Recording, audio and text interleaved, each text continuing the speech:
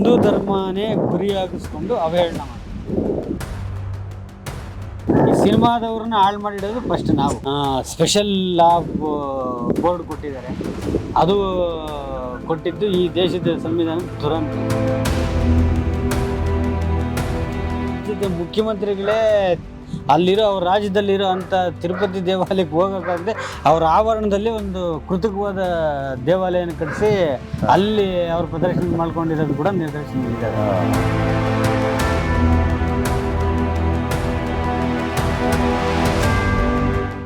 ಧನ್ವಿನ್ ಟಿವಿಯ ಎಲ್ಲ ವೀಕ್ಷಕರಿಗೂ ನಮಸ್ಕಾರ. ಇವತ್ತು ನಮ್ಮ ಜೊತೆ ಇದ್ದಾರೆ ಹಲವು ಸಂಘ ಸಮಸ್ಯೆಗಳಲ್ಲಿ ಗುರುತಿಸಿಕೊಂಡಿರುವಂತಹ ರಮೇಶ್ ಸರ್ ಅವ್ರು ನಮ್ಮ ಜೊತೆ ಇದ್ದಾರೆ. ಬನ್ನಿ ಅವ್ರನ್ನ ವೆಲ್ಕಮ್ ಮಾಡೋಣ. ಸರ್ ನಮಸ್ಕಾರ. ನಮಸ್ಕಾರ. ಹೇಗಿದ್ದೀರಾ ಸರ್? ಚೆನ್ನಾಗಿದ್ವಿ ಸರ್. ಇಂಟ್ರೊಡಕ್ಷನ್ ಅಲ್ಲಿ ನಿಮ್ಗೆ ಗೊತ್ತಾಗಿರ್ಬೋದು, ಈಗ ಎಲ್ಲರೂ ನಂಬಿದ್ರು ತಿಮ್ಮಪ್ಪನ ಒಂದು ದರ್ಶನ ಪಡ್ಕೊಂಡು ಆ ಪ್ರಸಾದ ತಿಂದ್ರೆ ಒಂಥರ ಶ್ರೇಷ್ಠ, ನಮ್ಮ ಜೀವನನೇ ಒಂಥರ ಪಾವನ ಅಂತ. ಸೊ ಅಂಥದ್ರಲ್ಲಿ ಇದೇನೋ ಸ್ವಲ್ಪ ಇಶ್ಯೂಸ್ ಎಲ್ಲ ನಡೀತಾ ಇದಾವೆ, ಅದ್ರ ಬಗ್ಗೆ ನಿಮ್ಮ ಅಭಿಪ್ರಾಯ? ಅದು ಬರೀ ಒಂದು ಲಾಡು ವಿಚಾರವಾಗಿ ನಡೆದಿದ್ದಂಥದ್ದಲ್ಲ. ಅದು ತಿರುಪತಿ ಆಲಯ ಆವರಣದಲ್ಲಿ ಹಲವಾರು ವರ್ಷಗಳಿಂದ ಅಧರ್ಮದ ಕಾರ್ಯಗಳು ಚಟುವಟಿಕೆಗಳು ತುಂಬಾನೇ ನಡೀತಾ ಬರ್ತಿದ್ವು. ಎಲ್ರಿಗೂ ನಡೀತಿದ್ದಂಥವು. ಅಲ್ಲಿ ಇದ್ದಂತ ಸೆಕ್ಯುಲರ್ ಪಕ್ಷದ ಸರ್ಕಾರ ಅದನ್ನು ಮುಂದೆ ನಿಂತು ಕೂಡ ಮಾಡಿಸಿದ್ದಾರೆ ಅವರು. ಅಂದ್ರೆ ಯಾವ ಘಟನೆ ಆಗಿರ್ಬೋದು ಸರ್? ಉದಾಹರಣೆ ಏನಾದ್ರು? ಹಲವಾರು ಸೋಷಿಯಲ್ ಮೀಡಿಯಾಗಳಲ್ಲಿ ತುಂಬಾ ಓಪನ್ ಆಗಿ ಬಂದಿದ್ದಂತ ಘಟನೆಗಳಿದಾವೆ. ಆಲಯದ ಆವರಣದಲ್ಲಿ ಅನ್ನ ಜರ್ಮೀಯರು ಅಲ್ಲಿ ಪ್ರಾರ್ಥನೆಗಳು ಮಾಡ್ತಿದ್ದು, ಮತ್ತೆ ಅಕ್ರಮ ಚಟುವಟಿಕೆಗಳ ಮದ್ಯ, ಮತ್ತೆ ಈ ಧೂಮಪಾನಗಳು ಮಾಡ್ತಿದ್ದು, ಆಲಯ ಪ್ರದರ್ಶನಕ್ಕೆ ಅಂತ ಬರ್ತಿದ್ದಂತ ಭಕ್ತಾದಿಗಳ ಮೇಲೆ ಅಕ್ರಮಗಳು ಮಾಡಿದ್ದು, ಇವೆಲ್ಲನೂ ವ್ಯವಸ್ಥಿತವಾಗಿ ನಡೀತಿತ್ತಲ್ಲಿ. ಅಲ್ಲಿರೋ ಪ್ರತಿಯೊಂದು ಕಾಂಟ್ರಾಕ್ಟ್ಗಳು ಕೂಡ ಹಿಂದೂಯೇತರ ಧರ್ಮದವ್ರಿಗೆ ಬೇಕಂತಲೇ ಕೊಟ್ಟು ಬೇರೆ ಬೇರೆ ಘಟಕಗಳೆಲ್ಲನೂ ಅಲ್ಲಿರೋಂಥ ಘಟಕಗಳಿಗೆ ಹಲವಾರು ಅನ್ಯ ಧರ್ಮೀಯರಿಗೆ ಕೊಟ್ಟಿದ್ದಂಥದ್ದು ನಡೀತಿದೆ. ಅದು ಓಪನ್ ಆಗಿ ಇರೋಂಥ ವಿಚಾರ, ಎಲ್ರಿಗೂ ಗೊತ್ತಿದೆ. ಆ ಬೆಟ್ಟ ಏನಿದೆ ತಿರುಮಲ ಬೆಟ್ಟದ ಇದರಲ್ಲೇನೆ ಒಂದು ಸಾರಿ ಬೇರೆ ಧರ್ಮದ ಒಂದು ಇನ್ನೊಂದು ಪ್ರತೀಕನೇ ನಿರ್ಮಾಣ ಮಾಡೋ ಅಂತ ಮಟ್ಟಕ್ಕೆ ಕೂಡ ಸರ್ಕಾರ ಹೋಗಿದ್ದು ಎಲ್ರಿಗೂ ತಿಳಿದಿರೋ ವಿಚಾರನೇ. ಅದು ತುಂಬಾ ಅಂದ್ರೆ ತುಂಬಾ ಅಕ್ರಮ ಚಟುವಟಿಕೆಗಳಿಗೆ ಒಂದು ಕೇಂದ್ರ ಬಿಂದು ಆಗ್ಬಿಟ್ಟಿತ್ತು. ಯಾವ ಮಟ್ಟಕ್ಕೆ ಅಂತಂದ್ರೆ ಇಲ್ಲಿ ಮುಂದೆ ಹಿಂದೂ ಧರ್ಮದ ಭಕ್ತಾದಿಗಳು ಬರಲೇಬಾರದು ಅನ್ನೋದು ದೊಡ್ಡ ಷಡ್ಯಂತ್ರನೇ ನಡೆದಿತ್ತು. ಆ ರಾಜ್ಯದ ಮುಖ್ಯಮಂತ್ರಿಗಳೇ ಅಲ್ಲಿರೋ ಅವ್ರ ರಾಜ್ಯದಲ್ಲಿರೋ ಅಂತ ತಿರುಪತಿ ದೇವಾಲಯಕ್ಕೆ ಹೋಗೋಕ್ಕಾಗದೆ ಅವ್ರ ಆವರಣದಲ್ಲಿ ಒಂದು ಕೃತಕವಾದ ದೇವಾಲಯನ ಕಟ್ಟಿಸಿ ಅಲ್ಲಿ ಅವ್ರು ಪ್ರದರ್ಶನ ಮಾಡ್ಕೊಂಡಿರೋದು ಕೂಡ ನಿದರ್ಶನಗಳಿದ್ದಾವೆ. ಅದೆಲ್ರಿಗೂ ಗೊತ್ತಿರೋ ಅಂಥ ವಿಚಾರನೇ. ಅದು ಅಧರ್ಮ ಯಾರೇ ಮಾಡಿದ್ರು, ಯಾವ ಪಕ್ಷ ಮಾಡಿದ್ರು, ಯಾವ ಸಂಘಟನೆಗಳು ಮಾಡಿದ್ರು, ಎಷ್ಟು ದೊಡ್ಡ ವ್ಯಕ್ತಿ ಅಂತ ಮಾಡಿದ್ರು ನಮ್ಮ ಸನಾತನ ಧರ್ಮದಲ್ಲಿ ಅದಕ್ಕೆ ತಕ್ಕನಾದಂಥ ಫಲ ಅನುಭವಿಸ್ತಾರೆ. ಸೊ ಇವಾಗಲೂ ಕೂಡ ಅಲ್ಲಾಗಿದೆ. ಸೊ ಆವಂಥ ಒಂದು ಅಧರ್ಮದ ಕಾರ್ಯಗಳು ಮಾಡಿರೋದಂತೂ ಆ ರಾಜ್ಯದ ಒಂದು ಘನತೆನ ಹಾಳು ಮಾಡೋಂಥ ಕೆಲಸ ಮಾಡಿದೆ ಅದು. ಸೊ ಈಗೆಲ್ಲ ಶುದ್ಧೀಕರಣ ಅಂತ ಈಗಿರೋ ಸರ್ಕಾರ ಮಾಡ್ತಿದೆ. ಅದರಲ್ಲಿ ಏನು ಈ ಅನಿಮಲ್ ಫ್ಯಾಟು ಇಂಥದನ್ನೆಲ್ಲ ಬಳಸ್ತಿದ್ರು, ಅದನ್ನೆಲ್ಲ ತೆಗೆದು ನಮ್ಮ ಕರ್ನಾಟಕ ರಾಜ್ಯದಿಂದ ನಮ್ಮದೇ ಕರ್ನಾಟಕದ ಎಮ್ಮೆಯ ನಂದಿನಿ ತುಪ್ಪವನ್ನು ಈಗ ತಗೊಂಡೋಗ್ಬಿಟ್ಟು ಪವಿತ್ರತೆಯನ್ನು ಕಾಪಾಡ್ತಿದ್ದಾರೆ. ಸೊ ಅದೊಂದು ರಾಜ್ಯದಲ್ಲಿ ತಗೊಂಡಿರೋಂಥ ಚರ್ಯಗಳು ಪ್ರತಿ ರಾಜ್ಯದಲ್ಲೂ ಧರ್ಮಕ್ಕೋಸ್ಕರ ತಗೊಂಡ್ರೆ ಇನ್ನಷ್ಟು ಪವಿತ್ರತೆ, ಇನ್ನಷ್ಟು ಈ ದೇಶದ ಘನತೆ, ಗೌರವ, ಇದು ನಮ್ಮದು ಸನಾತನ ಹಿಂದೂ ಧರ್ಮ, ಹಿಂದೂ ರಾಷ್ಟ್ರ ಕೂಡ ಅಂತ ಅನ್ಯ ದೇಶಗಳು ನಮ್ಮನ್ನು ಕರೆಯಲ್ಪಡ್ತವೆ. ಸೊ ಅದೇ ನಿಟ್ಟಿನಲ್ಲಿ ಎಲ್ಲ ಸರ್ಕಾರಗಳು ಕೂಡ ಧರ್ಮದ ಪರ ನಿಲ್ಲಿದ್ರೆ ಎಲ್ಲ ಒಂದು ಸಾಮರಸ್ಯ ಅಂತ ಅನ್ನೋದು ಇರುತ್ತೆ. ನಿಮ್ಗೆ ಎಷ್ಟು ನೋವು ಉಂಟಾಗಿದೆ ಅಂತ ಅದ್ರ ಬಗ್ಗೆ? ಯಾಕಂದ್ರೆ ಈಗ ಒಂದು ಪ್ರಸಾದ ಅಂತ ಹೋದಾಗ ದೇವಸ್ಥಾನ ಅಂದಾಗ ನೀಟಾಗಿ ಸ್ನಾನ ಮಾಡ್ಕೊಂಡು ಮನೇಲಿ ಪೂಜೆ ಮಾಡಿ ಒಂಥರ ಶಾಂತಿ ರೂಪದಲ್ಲಿ ಪ್ರತಿ ಹಿಂದೂ ಧರ್ಮದವ್ರಿಗೂ ಅದು ಹೇಳ್ಕೊಳ್ಲಿಕ್ಕೆ ಆಗದೆ ಅಂತ ನೋವು. ಆ ಒಂದು ನೋವಿನ ಫಲ ಪ್ರತಿ ಹಿಂದೂಗಳು ನೋವಿನ ಫಲವಾಗೇನೆ ಅದಕ್ಕೆ ತಕ್ಕನಾದ ಪ್ರತಿಫಲನೂ ಆ ಸರ್ಕಾರಕ್ಕೆ ಸಿಕ್ಬಿಡ್ತು. ನಾವೆಲ್ಲೇ ಇದ್ರೂ ಧರ್ಮದ ಪರ ನಾವು ಏನು ಮಾಡ್ಬೇಕಂದ್ರೆ ಧರ್ಮದ ಪರ ನಮ್ಮದೇ ಆದಂಥ ರೀತಿಯಲ್ಲಿ ನಾವು ಆಚರಣೆ ಮಾಡ್ಕೊಂಡು ಹೋದಾಗ ಅಧರ್ಮ ಯಾವತ್ತೂ ಉಳಿಯಲ್ಲ. ಅಧರ್ಮ ಯಾವತ್ತೂ ಅದಕ್ಕೆ ಆಯುಷ್ ಇರಲ್ಲ. ಸೊ ಎಲ್ಲ ಹಿಂದೂ ಭಕ್ತಾದಿಗಳು ಅದನ್ನು ಪವಿತ್ರತೆ ಹಾಳಾಗ್ತಿದೆ ಅಂತ ನೋವು ಎಲ್ರಿಗೂ ಇತ್ತು. ಸೊ ಇವಾಗ ಅದಕ್ಕೆ ತಕ್ಕನಾದ ಫಲ ಅವ್ರು ಅನುಭವಿಸ್ತಾ ಇದ್ದಾರೆ. ಶುದ್ಧೀಕರಣ ಅಂತ ಆಗ್ತಿದೆ, ನಂಬಿಕೆ ಅಂತನ್ನೋದ ಒಂದು ಇದನ್ನು ಮೂಡಿಸ್ತಿದೆ ಆ ಸರ್ಕಾರ. ಸೊ ಅವ್ರಿಗೂ ತುಂಬ ಕೃತಜ್ಞತೆಗಳು ಹೇಳಬೇಕು. ಯಾಕಂದರೆ ಪಾವಿತ್ರ್ಯತೆ ಅಂತನ್ನೋದು ನಮ್ಮ ದೇಶದಲ್ಲಿ ಪಾವಿತ್ರ್ಯತೆಗೆ ತುಂಬ ಪ್ರಾಮುಖ್ಯತೆ ಇದೆ. ಅಂಥ ಪ್ರಾಮುಖ್ಯತೆನೇ ಹಾಳು ಮಾಡೋ ಅಂಥ ಕೆಲಸ ಮಾಡಿತ್ತು. ಬರೀ ಅಲ್ಲೇ ಅಂತ ಮಾಡ್ತಿಲ್ಲ, ನಮ್ಮ ದೇಶದಲ್ಲಿ ಈ ಧರ್ಮದ ಪವಿತ್ರತೆನ ಹಾಳು ಮಾಡೋ ಕೆಲಸ ಕಾಲದಿಂದ ನಡ್ಕೊತ ಬಂದಿದೆ. ಈ ಸೆಕ್ಯುಲರ್ ಅಂತನ್ನೋ ಪದ ಯಾವ ದೇಶದಲ್ಲೂ ಈ ಸೆಕ್ಯುಲರ್ ಅನ್ನೋ ಪದ ಇಲ್ಲ. ದುರದೃಷ್ಟವಶಾತ್ ನಮ್ಮ ದೇಶದಲ್ಲಿದೆ. ಸೆಕ್ಯುಲರ್ ಅಂದರೆ ಅದು ಅರ್ಥ ಏನ, ಅದೇನೋ ಸೆಕ್ಯುಲರ್ ಅಂತ ನಮ್ಮ ಹಿಂದೂ ಧರ್ಮದ ಪಾಪ್ಯುಲೇಷನ್ 80% ಇದ್ದಾಗ, ಅನ್ಯ ಧರ್ಮಗಳು ಕಡಿಮೆ ಸಂಖ್ಯೆಯಲ್ಲಿದ್ದಾಗ ಇದು ಸೆಕ್ಯುಲರ್ ದೇಶ. ಅದು ಹೆಂಗೆ ಅಂತ ಸೆಕ್ಯುಲರ್ ಅಂತ ಯಾವ ದೇಶದಲ್ಲೂ ಸೆಕ್ಯುಲರ್ ಅಂತ ಅನ್ನೋದಿಲ್ಲ. ಯಾವ ದೇಶದಲ್ಲೂ ಸೆಕ್ಯುಲರ್ ಅನ್ನೋದಿಲ್ಲ. ಕೆಲವು ಧರ್ಮಗಳಿಗೆ ಸ್ಪೆಷಲ್ ಲಾ ಬೋರ್ಡ್ ಕೊಟ್ಟಿದ್ದಾರೆ. ಅದು ಕೊಟ್ಟಿದ್ದು ಈ ದೇಶದ ಸಂವಿಧಾನದ ದುರಂತ.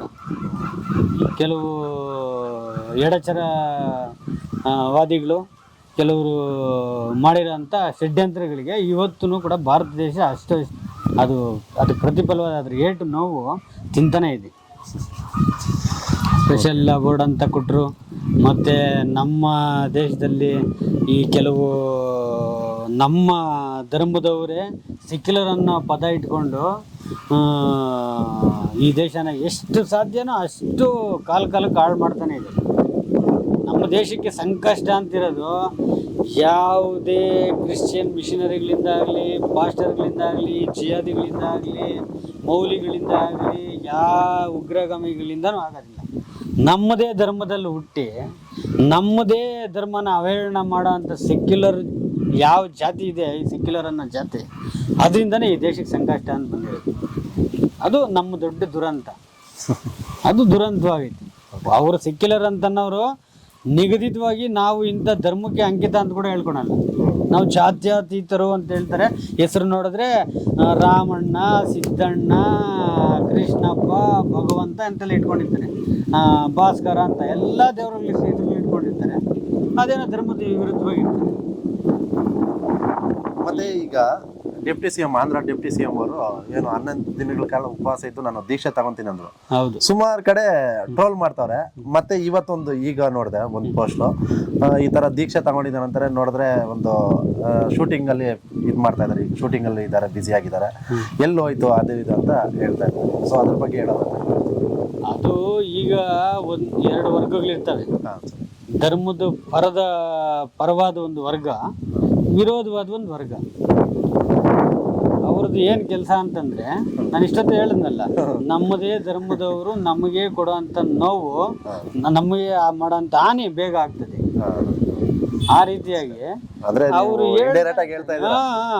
ವೃತ್ತಿ ಅನ್ನೋದು ಗೊತ್ತಿಲ್ಲ, ಮತ್ತೆ ಧರ್ಮದ ಏನು ಅನ್ನೋದು ಗೊತ್ತಾಗ್ತಾ ಇಲ್ಲ. ಯಾವುದೇ ಧರ್ಮದ ಪರ ಅವರಿಗೆ ನಿಶ್ಚಯ ಅನ್ನೋದು ಇರಲ್ಲ. ಅವ್ರಿಗೆ ಹೋಗ್ಲಿ ಸೆಕ್ಯುಲರ್ ಅಂತಾರೆ, ಹೋಗ್ಲಿ ಸೆಕ್ಯುಲರ್ ಅಂತಂದ್ರೆ ಜಾತ್ಯತೀತರು ನಾವು ಅಂತಾರೆ. ಜಾತಿನೇ ಬೇಡವಾ ಅವ್ರಿಗೆ? ಹೋಗ್ಲಿ ಜಾತಿನೇ ಬೇಡವಾ ಅಂದ್ರೆ ಅವ್ರ ಬೇಳೆ ಬೇಯಿಸ್ಕೊಳ್ಳಿದಕ್ಕೆ, ಅವರ ಒಂದು ಅಸ್ತಿತ್ವನ ಉಳಿಸ್ಕೊಳ್ಳೋದಕ್ಕೋಸ್ಕರ ಈ ಸೆಕ್ಯುಲರ್ ಅನ್ನೋ ಪದ ಇಟ್ಟು ಹಿಂದೂ ಧರ್ಮನೇ ಗುರಿಯಾಗಿಸ್ಕೊಂಡು ಅವಹೇಳನ ಮಾಡೋದು. ಯಾಕಂದ್ರೆ ಹಿಂದೂ ಧರ್ಮನ ಅವಹೇಳನ ಮಾಡಿ ಹೆಂಗ್ ಬೇಕಾದ್ರೂ ಇರ್ಬೋದು, ಜನಗಳು ಸಂಘಟನೆ ಮಾಡಲ್ಲ, ನಮ್ಮ ವಿರುದ್ಧ ಬೀಳಲ್ಲ, ಇನ್ನೊಂದು ಮಾಡಲ್ಲ. ಯಾಕಂದರೆ ನಮ್ಮಲ್ಲಿ ಕಮ್ಯುನಿಕೇಷನ್ ಸ್ವಲ್ಪ ಕಡಿಮೆ, ಸ್ವಲ್ಪ ನಾವು ಎಕ್ಸ್ಪ್ಲೋರ್ ಆಗೋದು ಸ್ವಲ್ಪ ಲೇಟು. ಯಾಕಂದರೆ ನಮ್ಮದೇ ಆದಂಥ ಕೆಲಸಗಳು ನಮಗೆ ನಮ್ಮ ಧರ್ಮ ಹೇಳ್ಕೊಟ್ಟಿರೋದೇ ಹಂಗೆ, ನಿನ್ನ ಪಾಡಿಗೆ ನೀನು ಇರಪ್ಪ, ಅದು ಧರ್ಮಗಳ ಪರ ಅದು ಮುಂದೆ ಅದ್ರ ಫಲ ಅನುಭವಿಸ್ತಾರೆ ಅಂತ ಹೇಳಿದ್ದಾರೆ. ನಾವು ಯಾರನ್ನು ಅಷ್ಟು ಬೇಗ ಏನು ಅನ್ಲಿಕ್ಕೆ ಹೋಗಲ್ಲ ಅನ್ನೋ ಒಂದು ಅಡ್ವಾಂಟೇಜು ಎಡಚರವಾದಿಗಳಿಗೆ ದೊಡ್ಡ ವರವಾಗಿದೆ ಈ ದೇಶದಲ್ಲಿ. ಬೇರೆ ಹಿಂದೂ ಧರ್ಮನ ಬಿಟ್ಟು ಬೇರೆ ಯಾವ ಧರ್ಮಗಳು ತಂಟೆಗೂ ಹೋಗೋಕ್ಕಿಲ್ಲ. ಯಾಕಂದರೆ ಹಿಂದೂ ಧರ್ಮ ಅಂತಂದರೆ ಮೊದಲನೇ ನಮ್ಮದು ಸನಾತನ ಅಂದರೆ ಎಲ್ಲವೂ ನಮಗೆ ನಾವು ಇಟ್ಕೊತೀವಿ. ಭಾರತ ಇನ್ನೂ ಎಷ್ಟು ಭಾರ ಇದ್ರೂ ನಾನು ಉತ್ಕೊತೀನಿ ಅಂತ ಅನ್ನೋಂಥ ದೇಶ ನಮ್ಮದು. ಯಾರನ್ನು ಅಷ್ಟು ಬೇಗ ಏನನ್ನು ಅವರು ಧರ್ಮನ ನಿಂದನೆ ಮಾಡ್ತಾರೆ, ನಾವು ಅವ್ರನ್ನ ನಿಂದನೆ ಮಾಡೋದಾಗಲಿ ಅವರಿಗೆ ಇನ್ನೊಂದು ಮಾಡೋದಂತಾಗಲಿ ಇರೋದಿಲ್ಲ. ಯಾಕಂದರೆ ನಮ್ಮದೇ ಧರ್ಮದ ನಮ್ಮವರೇ ನಮ್ಮನ್ನು ಅಂತ ಇದ್ದಾಗ ನಾವು ರಿಯಾಕ್ಷನ್ ಸ್ವಲ್ಪ ಲೇಟ್ ಆಗುತ್ತೆ. ನಾವೇನು ಅಂದ್ಕೊತೀವಿ ಅಂತಂದರೆ ಇವತ್ತೆಲ್ಲ ನಾಳೆ ಸರಿ ಹೋಗ್ಬೋದು, ಏನೋ ಈ ಮಾತಂತಿರ್ಬೋದು, ಇನ್ನೇನು ಮಾತು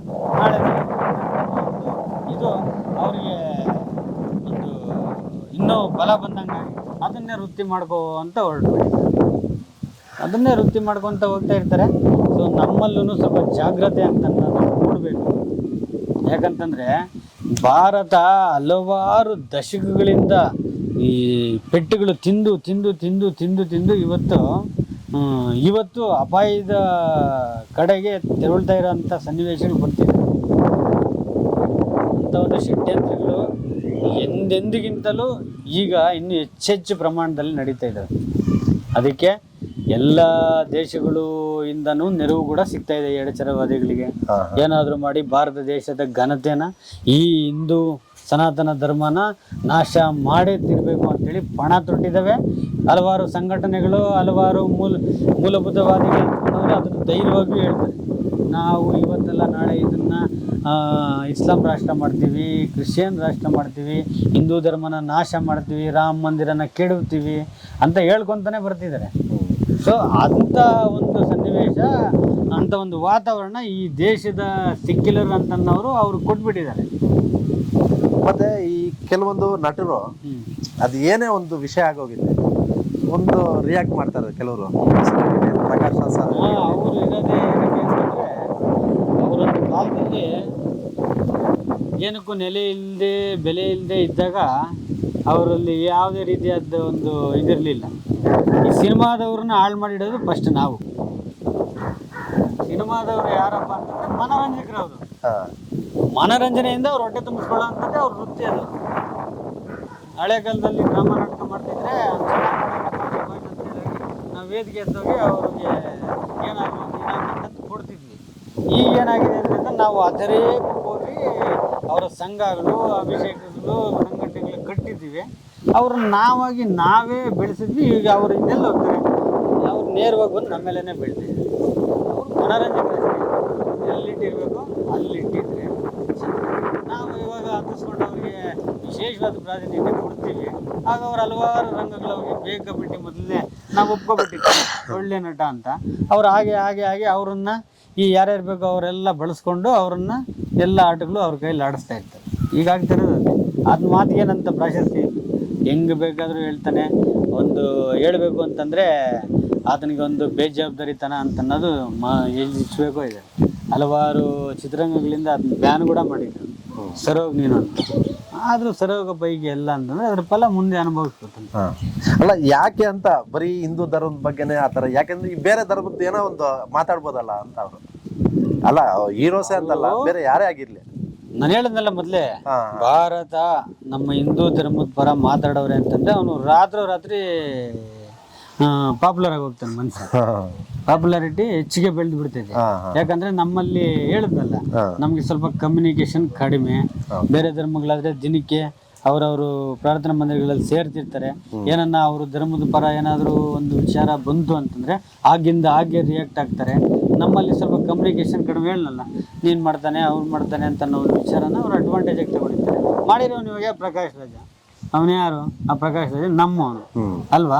ಆ ಒಂದು ಅಡ್ವಾಂಟೇಜು ಅವರು ಬಳಸ್ಕೋತಾರೆ. ನಾನು ಹೇಳಿದ್ನಲ್ಲ ಆಗಲೇ, ಭಾರತ ದೇಶಕ್ಕೂ ನಮ್ಮ ಹಿಂದೂ ಸನಾತನ ಧರ್ಮಕ್ಕೆ ಅನ್ಯರಿಂದ ಯಾವತ್ತೂ ನಮ್ಗೆ ಆಪತ್ತಿಲ್ಲ. ಓಕೆ, ನಮ್ಮದೇ ಧರ್ಮದಲ್ಲಿ ಹುಟ್ಟಿ ನಮ್ಮ ಧರ್ಮನೇ ಅವಹೇಳನ ಮಾಡೋಕ್ಕೆ ಗುತ್ತಿಗೆ ತಗೊಂಡಿರೋಂಥ ಈ ಸಿಕ್ಲರ್ ನಾಯಿಗಳಿಂದನೇ ನಮಗೆ ಯಾವತ್ತಿಗೂ ಸಂಘರ್ಷ ಇದು ಕಾಲದಿಂದನೂ ನಡೀತಾ ಬಂದಿದೆ. ಅದು ಒಂದು ದೊಡ್ಡ ಷಡ್ಯಂತ್ರ. ಅದು ಈಗ ಕೆಲವೊಂದು ವಿಚಾರಗಳಲ್ಲಿ ನೋಡೋದಾದರೆ, ಔರಂಗಜೇಬ ಈ ದೇಶಕ್ಕೆ ದೊಡ್ಡ ಶತ್ರು. ಈ ಧರ್ಮ ಆ ಧರ್ಮ ಅಂತ ನೋಡಿದ್ರೆ ಮತಾಂತರಗಳು ಮಾಡಿ ಇಲ್ಲಿರೋ ಸಂಪತ್ತನ್ನು ದೋಚಿ ದರೋಡೆ ಮಾಡ್ಕೊಂಡು ಹೋದಂಥ ವ್ಯಕ್ತಿ. ಅವನು ಯಾವ ಧರ್ಮದವ್ರನ್ನೂ ಬಿಟ್ಟಿಲ್ಲ. ಅವ್ರ ಧರ್ಮದವ್ರನ್ನೂ ದೋಚಿದ್ದಾನೆ, ಅವ್ರ ಧರ್ಮನೂ ಅವನು ಎಲ್ಲ ಥರದ ಹಿಂಸೆಗಳು ಕೊಟ್ಟೋಗಿರೋಂಥವನು ಈ ದೇಶನ ದೋಚ್ಕೊಂಡೋಗಿರೋಂಥ. ಇಲ್ಲಿ ನಮ್ಮ ಕೆಲವು ಮೂಲಭೂತವಾದಿಗಳು ಹೇಳೋದೇನು ಅಂತಂತಂದರೆ, ನಾವು ಸಂವಿಧಾನನ ಗೌರವಿಸ್ತೀವಿ ಅಂತ ಹೇಳ್ತಾರೆ. ಅವ್ರಿಗೇನಾದರೂ ಆಪತ್ತು ಬಂದಾಗ ಅವರು ಬಾಹ್ಯಶಕ್ತಿಗಳು, ಇಲ್ಲಿ ಬಾಹ್ಯಶಕ್ತಿಗಳು ಅವರಿಗೆ ಒತ್ತಡ ಆಗಿ ಈ ಥರದ ಹೇಳಿಕೆಗಳು ಕೊಡಬೇಕು, ಈ ಥರವಾಗಿ ಇವು ಸೃಷ್ಟಿ ಮಾಡಬೇಕು ಅಂದಾಗ ಅವ್ರಿಗೆ ಸಂವಿಧಾನ ನೆನಪು ಬರ್ತದೆ. ಅದೇ ಅವರಿಗೆ ಸ್ವಂತ ವಿಚಾರಗಳು, ಈ ತಲಾಖು ಮತ್ತು ಅವ್ರದ್ದೇ ಆದಂಥ ಸ್ವಂತ ವಿಚಾರಗಳು ಬಂದಾಗ ಶರೀಯತ್ ಜ್ಞಾಪಕ ಬರ್ತದೆ. ಈಗ ಶರೀಯತ್ತು ಅಂತಂತಂದ್ರೆ ಹೋಗ್ಲಿ ಶರೀಯತ್ನ ಪಾಲನೆ ಮಾಡ್ತೀರಾ ಅನ್ನೋದಾದ್ರೆ ಕಳ್ತನ ಮಾಡಿದವ್ರಿಗೆ ಕೈ ಕಟ್ ಮಾಡಬೇಕು, ಅತ್ಯಾಚಾರ ಮಾಡೋ ಅಂತಂದ್ರೆ ಅಂಥ ಪ್ರಕರಣಗಳು ಭಾರತ ದೇಶದಲ್ಲಿ ಯಾವ ನಡುವೆ ಮಾದರಿ. ಸರ್, ಈ ಸೆಕ್ಯುಲರಿಸಮ್ ಬಗ್ಗೆ ಇದು ಮಾತಾಡ್ತಾ ಇದ್ರು, ವಿರೋಧ ಬಗ್ಗೆ ಮಾತಾಡ್ತಾ ಇದ್ರು. ಅವಾಗ ಸೆಕ್ಯುಲರಿಸಮ್ ಅಂದರೆ ಹಾಗಾದ್ರೆ ಸಮಾನತೆ ಇಲ್ವಾ? ಯಾಕಂದ್ರೆ ನಮ್ಮ ದೇಶದಲ್ಲಿ ಇರೋದು ಬೇರೆ ಬೇರೆ ಎಲ್ಲ ಜಾತಿ ಧರ್ಮಗಳೆಲ್ಲ ಒಟ್ಟಿಗೆ ಸೇರಿರೋದು. ಸೊ ನೀವು ಯಾಕೆ ಇದು ದ್ವೇಷಿಸ್ತಾ ಇದ್ದೀರಾ? ಸೆಕ್ಯುಲರಿಸಮ್ ಅಂತಂದ್ರೆ ಸಮಾನತೆ. ಸಮಾನತೆಯನ್ನು ಬಯಸೋರು ಸ್ಪೆಷಲ್ ಲಾ ಬೋರ್ಡ್ ಕೇಳಬಾರ್ದು ಅಲ್ವಾ? ಸಮಾನತೆ ಬೇಕಲ್ವಾ? ಸ್ಪೆಷಲ್ ಲಾ ಬೋರ್ಡು ಅಂಥವೆಲ್ಲ ಏನು ಬೇಕಾಗಿತ್ತು ಅಲ್ವಾ? ಸ್ಪೆಷಲ್ ಲಾ ಬೋರ್ಡು ಇದೆ. ಏನು ಈ ಪಾಕಿಸ್ತಾನದ ಟೋಟಲ್ ವಿಸ್ತರಣೆ 8,81,000 ಚದರ ಕಿಲೋಮೀಟರ್. ಓಕೆ. ಪಾಕಿಸ್ತಾನದ ಪರಿಪೂರ್ಣವಾದ ವಿಸ್ತರಣೆ 8,81,000 ಚದರ ಕಿಲೋಮೀಟರ್. ಭಾರತದಲ್ಲಿರೋ ವಕ್ಫ್ ಬೋರ್ಡ್ ಆಸ್ತಿ 9,100,100 ಚದರ ಕಿಲೋಮೀಟರ್. ಸ್ಪೆಷಲ್ ಲಾ ಬೋರ್ಡ್ ವಕ್ಫ್ ಬೋರ್ಡ್ಗೆ ಕೊಟ್ಟಿರೋದು ಅಂತ. ವಕ್ಫ್ ಬೋರ್ಡ್ ಯಾವುದು ನಂದು ಅಂತಂತಂದ್ರೆ ಅದಕ್ಕೆ ಅದನ್ನ ಬಿಟ್ಕೊಟ್ಬಿಡ್ಬೇಕು. ಸರ್ಕಾರದ ಆಸ್ತಿನ ವಕ್ಫ್ ಬೋರ್ಡ್ ಬಿಟ್ಕೊಟ್ಟ ಮೇಲೆ ಮತ್ತೆ ಹಿಂದೆ ಪಡ್ಕೊಳ್ಳೋ ಅಂಥದ್ದು. ಸೆಕ್ಯುಲರ್ ಅಂತನ್ನವರು ಈ ಸಮಾನತೆಯನ್ನು ಪಾಲನೆ ಮಾಡಬೇಕು. ಹೌದು, ಪಾಲನೆ ಮಾಡಬೇಕು ಬೇಡ? ಖಂಡಿತ. ಅಷ್ಟು ವಕ್ಫ್ ಬೋರ್ಡ್ಗಳ ಆಸ್ತಿ ಇದ್ದರೂ ಕೂಡ ಅವರಿಗೆ ಶಾಲೆ ಇನ್ನೊಂದು ಮತ್ತೊಂದು ಬೇಕು ಅಂತ ಮತ್ತೆ ಸರ್ಕಾರದ ಜಮೀನುಗಳನ್ನ ಅರ್ಜಿಯಾಗಿ ಇದು ವಿಶೇಷತೆನ ಸಮಾನತೆನ ಈ ಬಗ್ಗೆ ಯಾವ ಮೂಲಭೂತವಾದಿಗಳು ಇಲ್ಲಿ ತನಕ ಮಾತಾಡಿದ್ರು ಅಲ್ವಾ? ನಿಮ್ಮ ಪ್ರಕಾರ ಸಮಾನತೆ ಕೇಳೋರು ಸಮಾನತೆನೇ ಇಲ್ಲ, ಈಕ್ವಾಲಿಟಿ ಎಲ್ಲ ಧರ್ಮಕ್ಕೂ ಸಮಾನತೆಗಳಿರಬೇಕು. ಮತ್ತು ಈಗ ಅಲ್ಪಸಂಖ್ಯಾತರು ಅಂತ ಏನು ನಾವು ಬಾಂಗ್ಲಾದೇಶದಲ್ಲಿ ಪಾಕಿಸ್ತಾನದಲ್ಲಿ ಇದ್ದೀವಿ, ಮೊನ್ನೆ ಬಾಂಗ್ಲಾದೇಶದಲ್ಲಿ ನಡೆದಂಥ ಘನಘೋರ ಕೃತ್ಯಗಳಿಗೆ ಯಾವ ಒಬ್ಬ ಇಲ್ಲಿ ಸೆಕ್ಯುಲರಿಸಮ್ ಅಂತ ಅನಿಸ್ಕೊಂಡ ನಾಯಿನ ಆ ಬಗ್ಗೆ ಒಂದೇ ಒಂದು ಪದ ಎತ್ತಿಲ್ಲ. ಇದಕ್ಕೇನನ್ಬೇಕು? ಇದು ತಮ್ಮ ದೋಣಿಗೆ ಕೂತ್ಕೊಂಡು ಪ್ರಯಾಣ ಮಾಡೋ ದೋಣಿಗೆ ತೂತಿಟ್ಕೊಳೋ ಕೆಲಸ ಇದು. ಅನ್ನ ತಿಂದು ಮನೆಗೆ ದ್ರೋಹ ಬಗ್ಗೆ ಕೆಲಸ ಅಂದರೆ ಇದೆ. ಈಗ ಬರೀ ನೀನು ಸಮಾನತೆ ಮತ್ತು ಇನ್ನೊಂದು ಅಂತಂದಾಗ ಅದ್ರ ಹಿಂದೆಗಡೆ ಇರೋವಂಥ ದೇಶ ಏನಿದೆ, ಸ್ಪೆಷಲ್ ಲಾ ಬೋರ್ಡ್ ಅಂತ ಏನಿದೆ, ಅದ್ರ ಬಗ್ಗೆ ಕೂಡ ಮಾತಾಡಿಸಿ ನೀನು ಅದನ್ನು ಸಮಾನತೆನೇ ಮಾಡಿಸ್ಬೇಕು. ಯಾವೊಬ್ಬನಾದರೂ ಇಲ್ಲಿ ತನಕ ಇದ್ರ ಪ್ರಸ್ತಾಪ ಮಾಡಿದಾರಾ? ಇಲ್ಲ.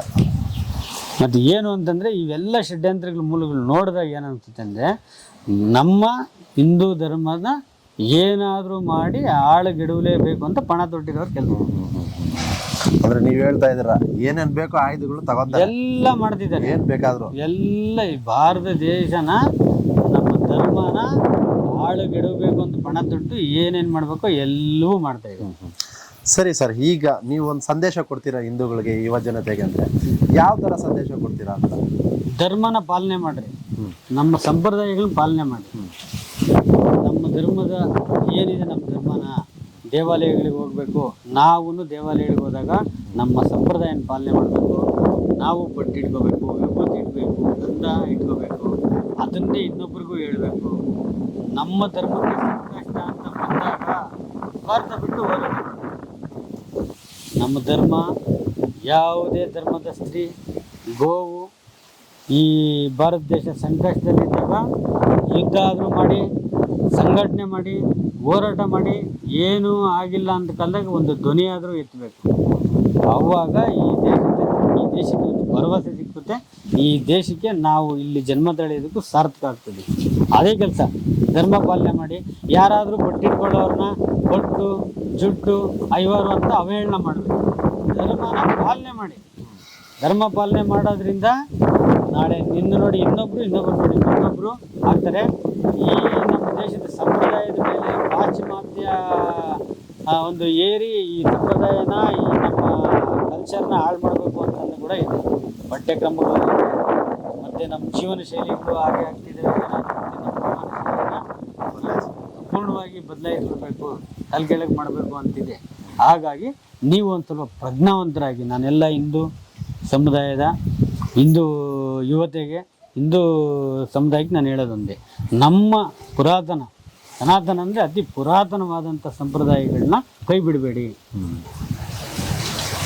ಸಂಪ್ರದಾಯಬದ್ಧವಾದ ಉಡುಗೆ, ಸಂಪ್ರದಾಯ ಯಾವ ಸಮಯಕ್ಕೆ ಸಂದರ್ಭ ತಕ್ಕನಾಗಿ ಅಂತ ಉಡುಗೆ ಹಾಕಿ ದೇವಾಲಯಗಳಿಗೆ ಹೋಗಿ ಬಟ್ಟೆ ಇಟ್ಕೊಳ್ಳಿ, ಗಂಧ ಇಟ್ಕೊಳ್ಳಿ, ವಿಭೂತಿ ಇಟ್ಕೊಳ್ಳಿ.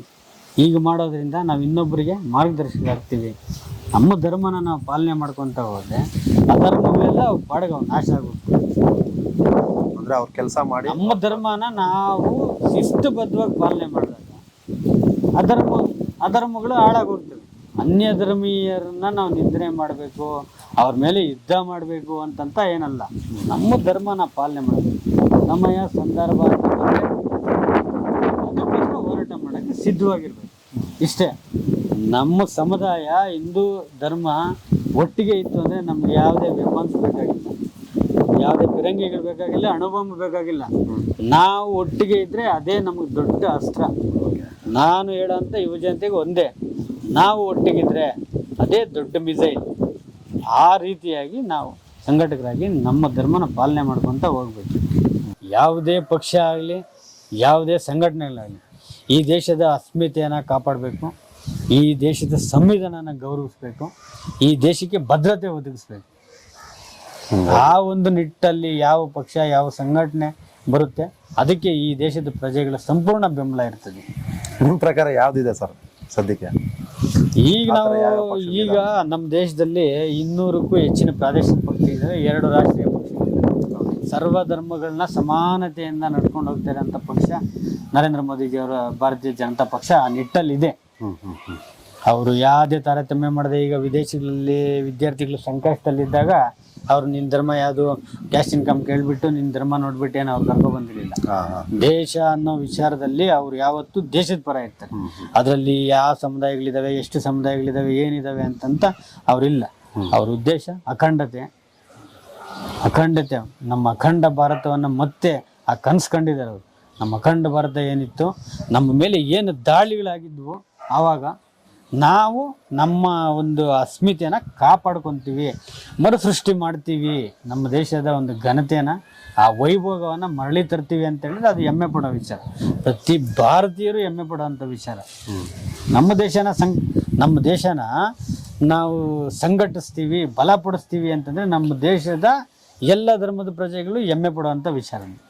ಯಾಕಂದರೆ ನಮ್ಮ ದೋಣಿ ಸುರಕ್ಷಿತವಾಗಿದ್ರೆ ನಮ್ಮ ಪ್ರಯಾಣ ಸುರಕ್ಷಿತವಾಗಿರ್ತೈತಿ.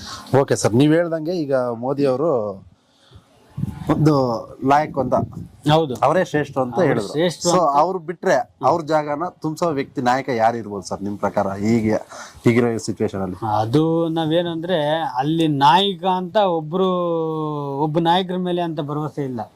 ಆ ಪಕ್ಷದ ತತ್ವ ಸಿದ್ಧಾಂತಗಳು ಆ ರೀತಿಯಾಗಿದ್ದಾವೆ. ಈಗ ನಿಮ್ಗೆ ರಾಜ್ಯದಲ್ಲೇ ಕೆಲವರು ಉದಾಹರಣೆಗಳಿದಾವೆ. ಕೆಲವೊಂದು ಅಸಂಬದ್ಧ ಹೇಳಿಕೆಗಳು ಕೊಟ್ಟಂತವ್ರನ್ನ ಮಂತ್ರಿ ಪದವಿ ತೆಗೆದಿದ್ದಾರೆ, ಟಿಕೆಟ್ಗಳು ಕೊಟ್ಟಿಲ್ಲ. ಆ ಪಕ್ಷದ ತತ್ವ ಸಿದ್ಧಾಂತಗಳು, ದೇಶದ ಸಂವಿಧಾನ, ಈ ದೇಶದ ಭದ್ರತೆ, ಸರ್ವ ಧರ್ಮಗಳನ್ನ ಸಮಾನವಾಗಿ ಕಾಣಬೇಕು, ಅನ್ಯ ಧರ್ಮೀಯರ ನಿಂದನೆಗಳು ಇಂಥವೆಲ್ಲ ಸಹಿಸಲ್ಲ. ಒಂದು ಮಾನದಂಡಗಳ ಮೇಲೆ ಹೋಗ್ತಾ ಇರ್ತಾರೆ ಅವರು. ವೈಯಕ್ತಿಕ ವಿಚಾರಗಳು, ವೈಯಕ್ತಿಕ ಹೇಳಿಕೆಗಳನ್ನ ಆ ಪಕ್ಷ ಸಹಿಸಲ್ಲ. ಅಲ್ಲಿ ವ್ಯಕ್ತಿ ಅನ್ನೋದಕ್ಕಿಂತ ಆ ಪಕ್ಷದ ಸಿದ್ಧಾಂತಗಳು ದೇಶದ ಅಸ್ಮಿತೆಯನ್ನ ಎತ್ತಿ ಹಿಡಿಯುವಂತ ಕೆಲಸ ಆಗ್ತಾ ಬರ್ತಿದ್ದಾವೆ.